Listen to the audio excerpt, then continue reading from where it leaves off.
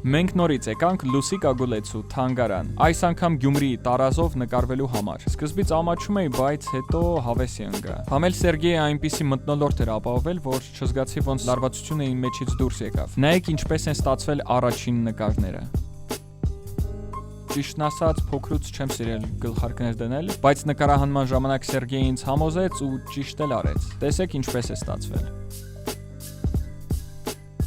Միշտ վախեցել եմ մատանի դնելուց, մտածելով, որ հետո չեմ կարողանա հանել, բայց այս նկարը ստանալու համար հաստատ արժեր։ Հիմա մենք պատշգամբում ենք եւ արևի լույսի շնորհիվ մենք ստացանք այսպիսի նկարներ։